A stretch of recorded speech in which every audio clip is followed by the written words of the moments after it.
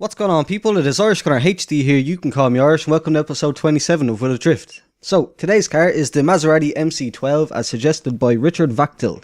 And hopefully you're still subscribed to the channel, dude, but if not, that's unfortunate, but sure. However, as standard, the car comes with 624 horsepower, 480 foot-pounds of torque, and it weighs 3,147 pounds.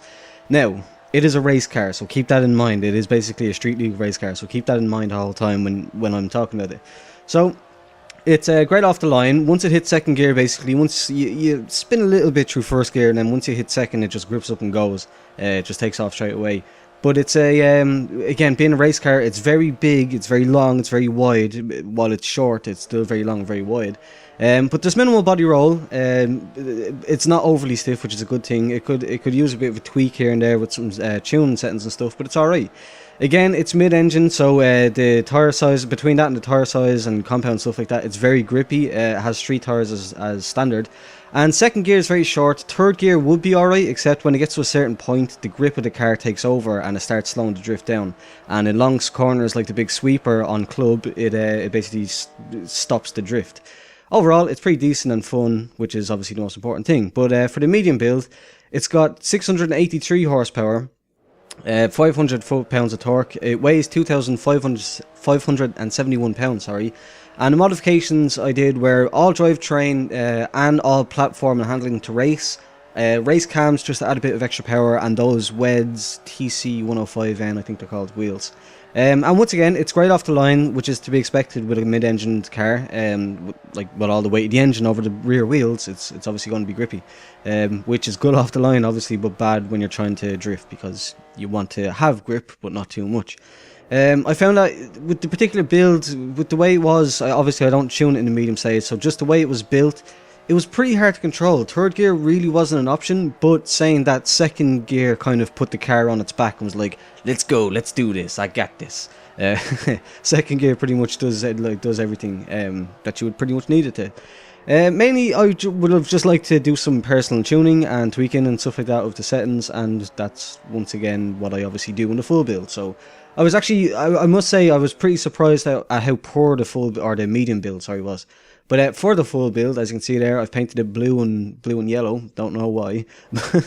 It's got 900 horsepower, 659 foot-pounds of torque, and it weighs 2,500 pounds. And there's a full build and tune. Now, the thing is, I was torn between keeping it sensible as far as the horsepower and the torque-wise goes, but I was torn between that and building it with the parts that I'll use on any other car, as in doing a full build and tune, like adding the parts that I would add to any other car. Like, don't make an exception just because it's already powerful. And I went with the second option,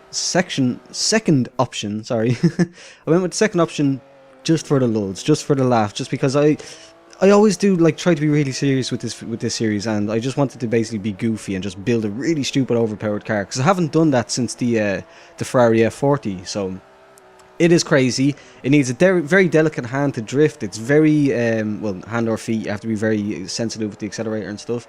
It's basically the same as the Vauxhall VX220 that I did in the last episode. You have to drive it very carefully. Like, you can't just slam the foot to the floor. You have to very be careful about your inputs. You have to be very smooth with them and stuff. And that obviously will cause it to be a bit slower. So it's quite fun, but it's too much on the edge of just being completely undrivable for me. So will it drift?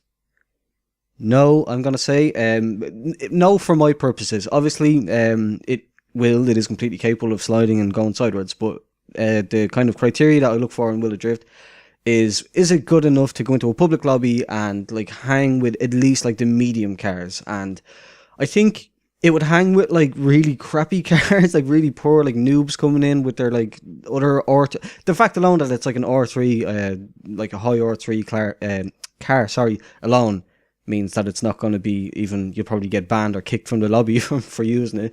But overall, it is good and it's great crack and all. I would advise you, if you can afford it. I think it's expensive enough to build one, but as far as like for the purposes of Will It Drift, I don't think so. So that's my opinion on that. If you enjoyed it, please do leave a thumbs up, subscribe if you're new here. Thanks for watching, and goodbye.